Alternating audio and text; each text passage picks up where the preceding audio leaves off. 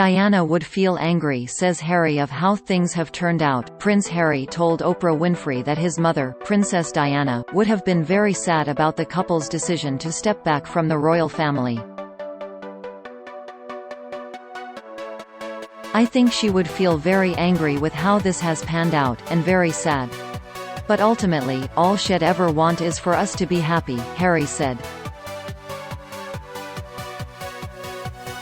"I think she saw it coming. I certainly felt her presence throughout this whole process. I am just really relieved and happy to be sitting here talking to you with my wife by my side," he said. "Because I can't begin to imagine what it must have been like for her, going through this process by herself all those years ago. It has been unbelievably tough for the two of us, but at least we had each other," he said, sitting next to Meghan in an outdoor set. Royal family never challenged the colonial undertones in the media's coverage of Meghan, Harry says. Prince Harry said the royal family missed several opportunities to support Meghan and call the British press out on its negative coverage of the Duchess of Sussex. "For us, for this union and the specifics around her race, there was an opportunity, many opportunities, for my family to show some public support.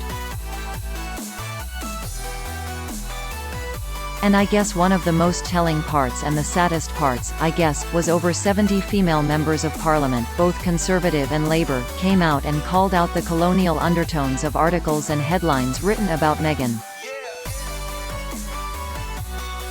Yet no one from my family ever said anything. That hurts," he added, "but I also am acutely aware of where my family stand and how scared they are of the tabloids turning on them. I just wanted to make them proud," says Meghan. Meghan told Oprah Winfrey that she had left everything to join the royal family, and just wanted to make them proud, even though she received little to no guidance or instruction. "I left my career, my life, I left everything because I love him," she said. "Our plan was to do this forever. I wrote letters to his family saying I am dedicated to this, I am here for you, use me as you'd like. But there was no guidance," she said. "There were certain things you couldn't do, but unlike the movies, there was no class on how to speak, how to cross your legs, how to be royal. She didn't even know the British national anthem, and nobody in the royal institution thought to teach or show it to her," she said. "That was me Googling late at night. We were doing the training behind the scenes because I wanted to make them proud. I was trapped, but I didn't know I was trapped," says Harry. When asked if he would have stepped back if not for Meghan, Harry replied no. "I myself was trapped as well. I didn't see a way out. I was trapped, but I didn't know I was trapped," he said. When Oprah Winfrey asked how a prince born into privilege could have been trapped, he replied, "Trapped within the system, like the rest of my family are. My father and my brother, they are trapped. They don't get to leave, and I have huge compassion for that." Harry went to a very dark place after Meghan confided that she didn't want to live anymore. When Meghan told Harry that she didn't want to live anymore, "I was terrified," Harry told Oprah Winfrey. "I had no idea what to do. I went to a very dark place as well, but I wanted to be there for her," he said. At first, he didn't tell the family that she needed help. "It's not a conversation easily had in the institution," he said. And, he added, "I guess I was ashamed of admitting it to them. I don't know if they've had the same feelings or thoughts. I have no idea. It's a stifling environment, and I didn't have anywhere to turn to," he added. For the family, they very much have this mentality of, this is just how it is, you can't change it, we've all been through it. But what was different for me was the race element. It wasn't just about her, it was about what she represents, he said. So it's not just affecting my wife, but affecting so many other people as well. That's what pushed him to discuss the issue with the royal family and warn them that this isn't going to end well, Harry said. Harry says his father, Prince Charles, stopped taking his calls. Prince Harry discussed his relationship with his father, Prince Charles, following his move to Canada in early 2020. Before the couple's public announcement of their stepping back from the royal family, Harry said he had had 3 conversations with the Queen and 2 conversations with his father, who is next in line to the British throne, before he stopped taking my calls, Harry added. His father asked him to put it in writing, which Harry did, including specifics like the date they planned to make the announcement.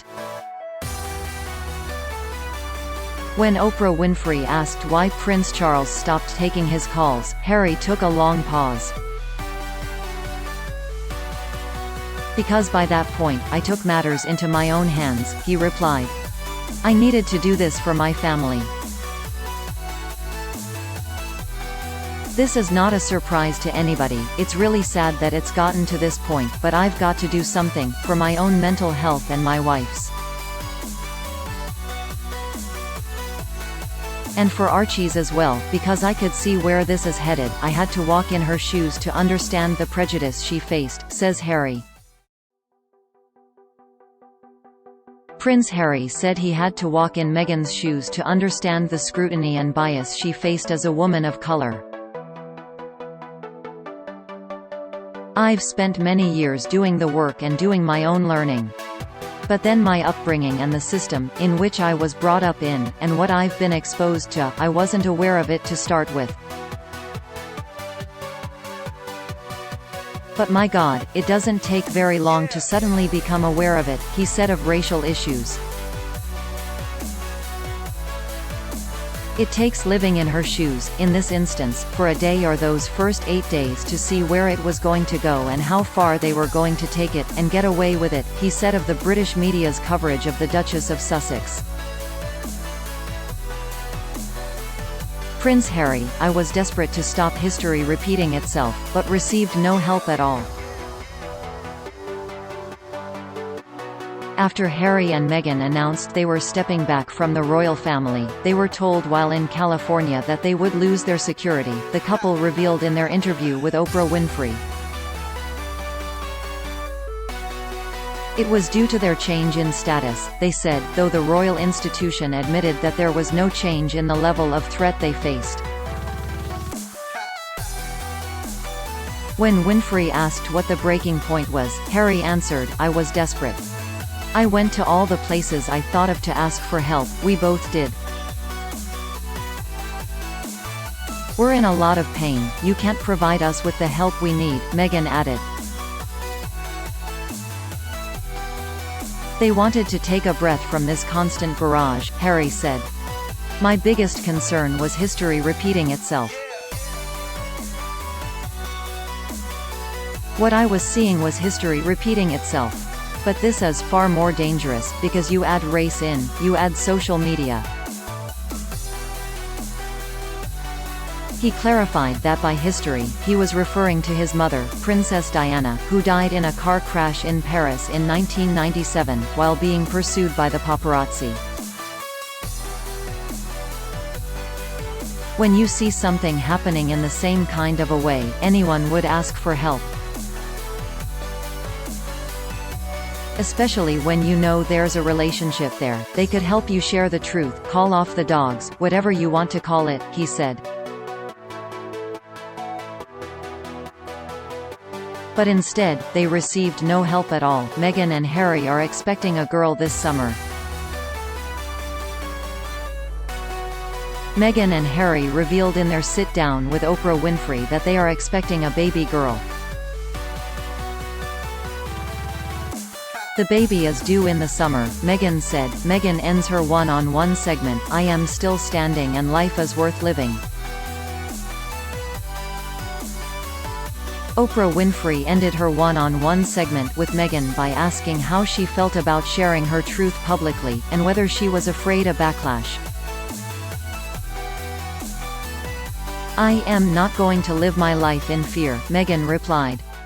"I don't know how they could expect that after all of this time, we would still just be silent if there was an active role that the firm is playing in perpetuating falsehoods about us.